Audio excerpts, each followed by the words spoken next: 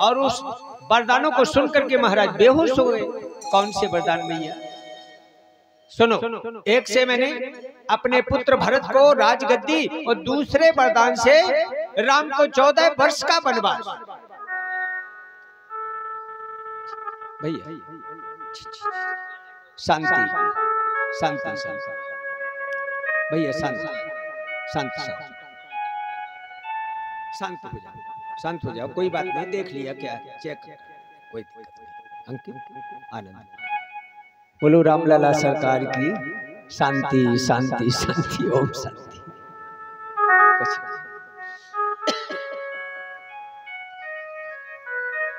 राम ने ये वचन सुने, कहने लगे भैया हम बन जाने के लिए तैयार हैं।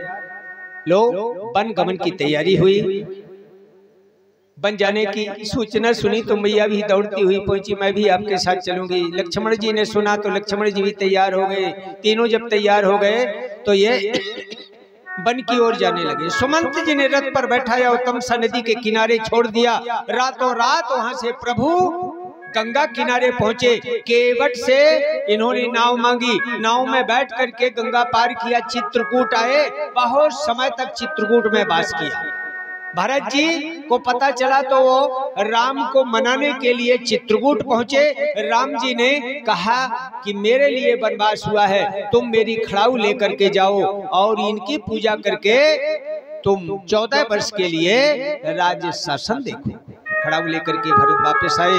भगवान सोचने लगे कि यहाँ मेरी पहचान हो जाएगी, तो उन्होंने वो स्थान छोड़ दिया, सीधे नासिक पंचवटी पहुंचे, वहां कुटी बना करके निवास किया। कुछ समय के बाद वहां पर शूर्पणखा आई, रावण की बहन। उसने सुंदर स्वरूप देखा, देख करके वो मंत्र मुग्ध हो गई। उसने कहा कि मेरा प्रण पूर्ण इन्हीं से होगा। ये बलियों के बलि है, और मैंने भी प्रण कर लिया था कि मैं अपने भाई रावण का विनाश करा दूंगी, क्योंकि उसने मेरे पति का वध किया था। इसके पति का नाम विद्युत जहवा था। इतना बली था कि अगर चाहे तो पूरा गांव उठा करके वो हथेली पर रख ले, और अगर कोने 3 2 5 किया तो लंबी जीभ निकाल के जीखा जीभ लकलका दई। कोई विद्युत माने बिजली जैसा करंट था, वही सन्नाटे में आके और देह त्याग कर देता था। ऐसा दृश्य रावण ने देखा तो कहने लगे एक दिन ये मेरे जीवन का सर्वनाश कर देगा, तो उसने अपने हाथों वध कर दिया था। उसी समय इस शूर्पणखा ने प्रण कर लिया था कि मैं भी तेरा विनाश करा दूंगी। बहुत खोजबीन की, आज प्रतापी 2 पुरुष देख करके कहने लगी कि आपके समान पुरुष मैंने कहीं नहीं देखा, तुम मेरे से संधि कर लो, विवाह कर लो, मेल कर लो। प्रभु कहने लगे कि देवी देखती नहीं, मेरे साथ मेरी पत्नी है, अगर तुम चाहती हो तो मेरे भाई से विवाह कराओ। जब वो शूर्पणखा राम जी के कहने पर लक्ष्मण भैया के पास गई तो लक्ष्मण जी ने कहा, अरे मैं दास हूँ, अगर तू मेरी पत्नी बन जाएगी तो तुझे जानकी जी के चरणों की सेवा करनी पड़ेगी। मैं तो राम के चरणों की सेवा करता हूँ, बोल तुझे मंजूर है? वो कहने लगी मैं सेवा विवाह नहीं करूंगी, मैं मॉडल जमाने की नारी हूँ, मैं तो सिर्फ पत्नी बनी और अपनी सेवा करूंगी। ऐसी है नहीं कहीं है?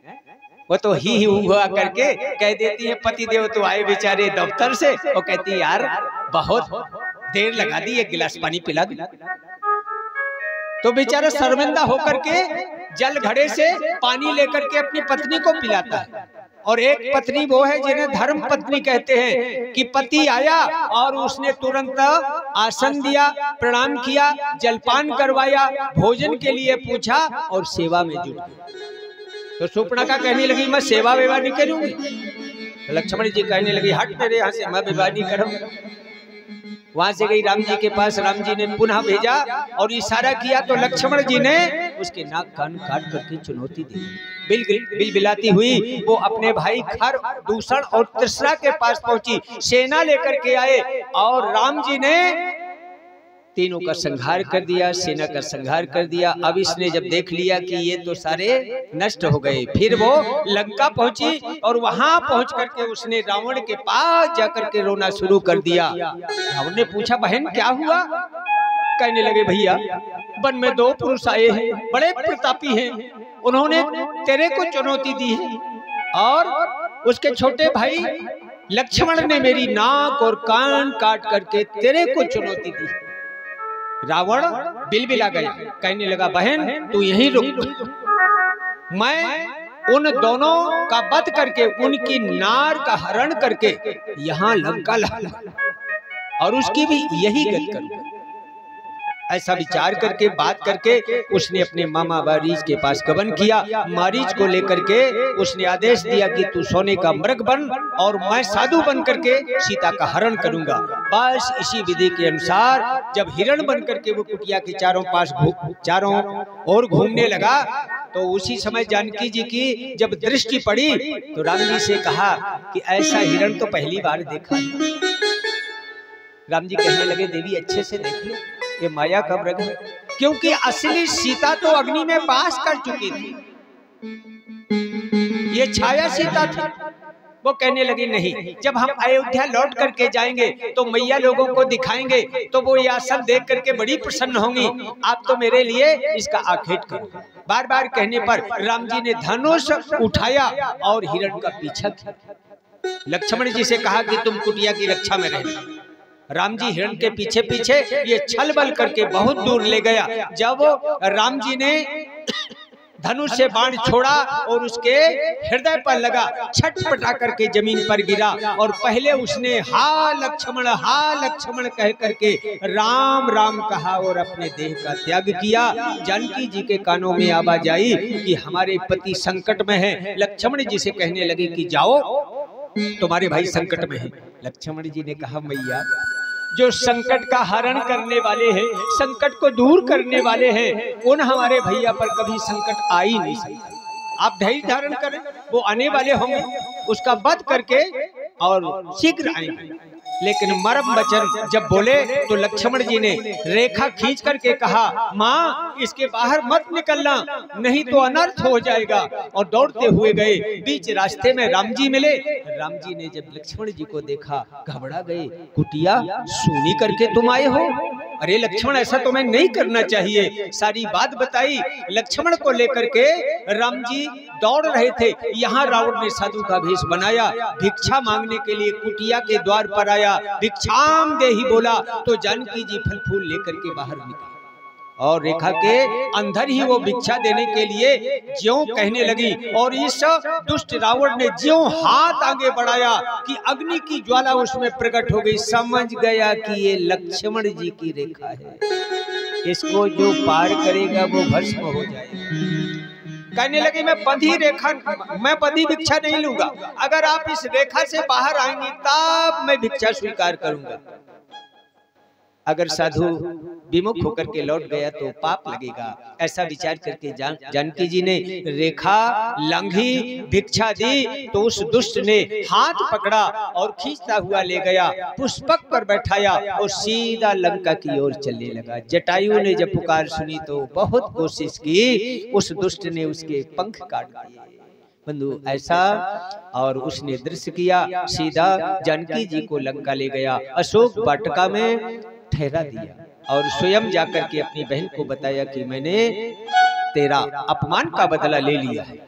अब जब मेरे यहाँ आएंगे तो मैं उन दोनों भाइयों का वध कर दूंगा, तू चिंता मत कर। वो कहने लगी, ठीक है। बस राम जी जब कुटिया में आए, जानकी जी को नहीं देखा तो बेचारे दुखित हो गए, रोने लगे और सभी से पूछने लगे कि तुमने मेरी जानकी को देखा है? मृग के समान नैनों वाली जानकी को देखा है? कौन ले गया, कहाँ चली गई? बस ऐसे रोते और आगे बढ़ते हुए ये चले जा रहे थे। बस आगे जटायु को देखा तो देख करके उन्होंने उसको अपनी गोदी में उठा लिया। जटायु ने कहा कि प्रभु, जानकी जी को लंका का रावण ले गया है दक्षिण दिशा की ओर और जानकी जी लंका पहुंच गई है। मैंने कोशिश तो की छीनने की, लेकिन उस दुष्ट ने मेरे पंख काट दिए। राम जी कहने लगे तुम अपने शरीर को रखो, मैं तुम्हें आशीर्वाद दूंगा। जटायु कहने लगा प्रभु ऐसा समय बार बार मिलने वाला नहीं है। अरे ऋषि मुनि तो 10,000 वर्ष तपस्या में लीन रहते हैं, फिर भी अंत समय तुम्हारा दर्शन नहीं होता। आज तो मैं प्रभु की गोद में हूँ, मैं शरीर का त्याग करना चाहता हूँ। प्रभु ने आशीर्वाद दिया, जटायु ने शरीर का त्याग किया, अंतिम संस्कार करके आगे बढ़े, पंपा सरोवर पर आए। हनुमान जी महाराज ने ब्राह्मण का वेश करके, वेश धारण करके राम जी से परिचय पूछा, और जब असली दर्शन किया तो दोनों भाइयों को कंधे पर बैठा करके ये सुग्रीव के पास ले गए, मित्रता करवाई। और सुग्रीव ने कहा कि मैं जानकी जी की खोज करवाऊंगा। तब इन्होंने कहा कि मैं भी तुम्हारा राज्य वापस दिलवाऊंगा। फिर भगवान ने बाली का वध किया और वहीं पर बरसात भर निवास किया। फिर सुग्रीव जी की विशेष सहायता से वानरों की सेना इकट्ठी हुई और खोज के लिए वानरों को भेजा। हर दिशा में वानरों की टोली गई। दक्षिण दिशा में हनुमान जी को बुला करके राम जी ने कहा ये मुद्रिका है पहचान के लिए, आप अपनी टोली लेकर के जाएं। हनुमान जी महाराज समुद्र के किनारे पहुंचे, कहने लगे कि भैया कौन जाएगा। जामवंत जी के कहने पर हनुमान जी महाराज ने सभी को प्रणाम किया और समुद्र में छलांग लगा दी। चलते चलाते लंका में पहुंचे। वहां पहुंच करके इन्होंने बहुत खोजबीन की, लेकिन ये अशोक वाटिका के अंदर नहीं पहुंच पाए। घर घर जाकर के इन्होंने अवलोकन किया।